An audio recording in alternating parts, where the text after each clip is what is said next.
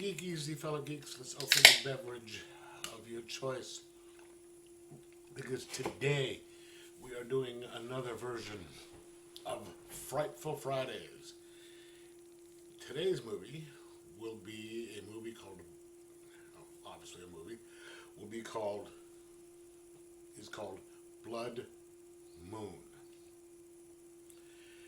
It came out in, I think it's 2015. It's rated R, and it's a horror western. You have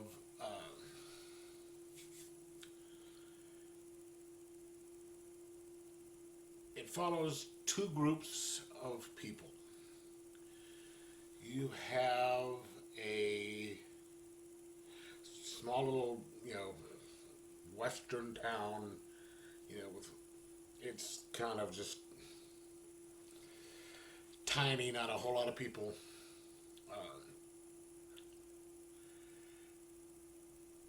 And there is, there's the sheriff and all that, and you have a bank robbery.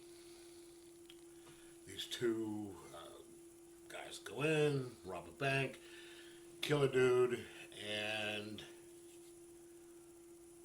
flee. And then the sheriff wants to get a kind of a posse together and go after the two people they suspect are the robbers, which are a couple of brothers who are known for this type of stuff. Okay. And then you have a stagecoach coming from wherever, and there's a guy who's not on the stagecoach. His name is Calhoun, right? He has to put his horse down because his horse broke a leg, and he flags the stagecoach down for a ride and introduces himself to the other people after he kind of bullshits his way onto the stage. And those are the two people, okay? The stagecoach has a preacher, a really young, like 17, 18-year-old journalist from England, a woman who is a former saloon manager, and a deputy sheriff who was the deputy of the town from earlier, and his brand new wife. They're on there, and then there's Calhoun. They stop in a kind of town close to in between where they are and the city with the sheriff for the night. And turns out that the guy who was supposed to be running the little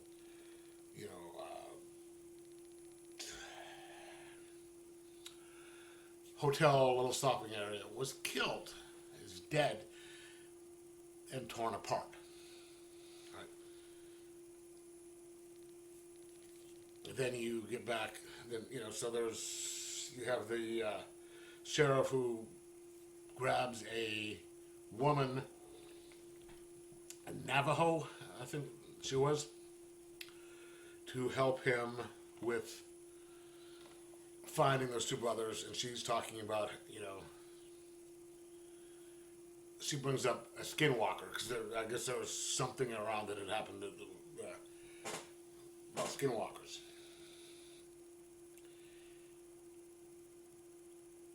And most of the movie follows the people in the stagecoach, because once they get to this little place, shit starts happening, and then it flashes over to the sheriff and the Navajo woman working their way to try and find the brothers.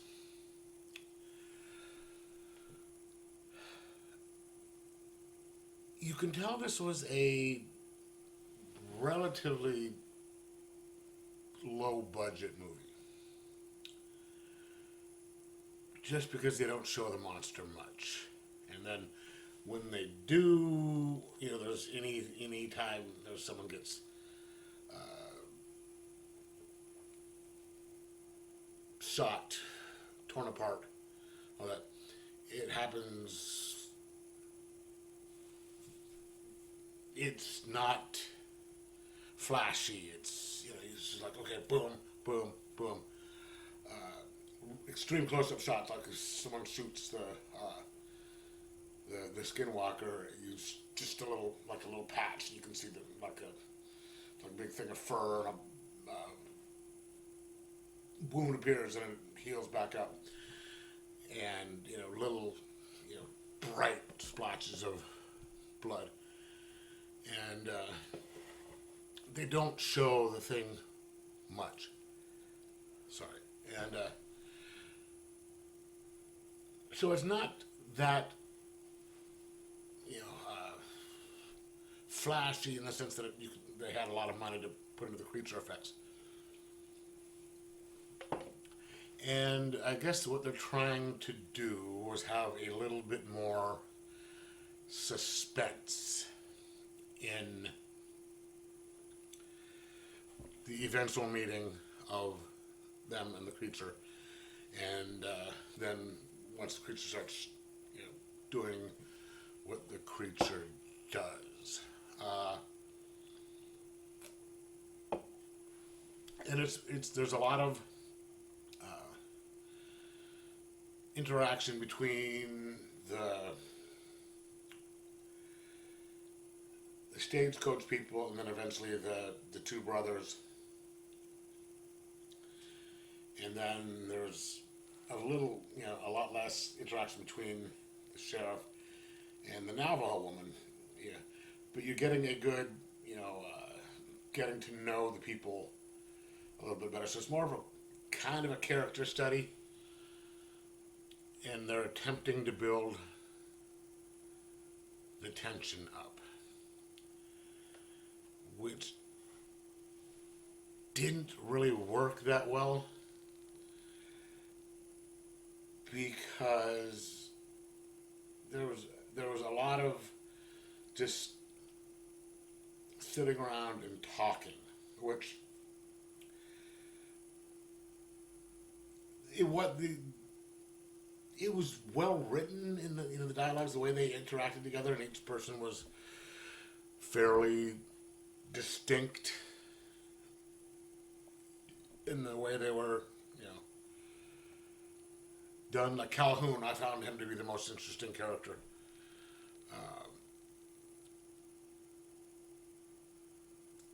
The deputy and his wife were, had a neat little thing going, and their saloon manager was an awesome character, but they relied on that a little too much because they're after a certain point, once things start, they kind of get going at a little bit better of a pace, and it didn't. It stayed fairly slow until the last, few minutes, and then didn't really hit a big, suspenseful stride, even at the end.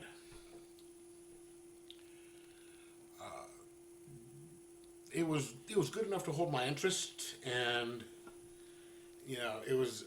I found it to be fairly original from how some of these other, werewolf type movies. Like I said, the characters were entertaining, but they didn't have enough of the other aspect in it to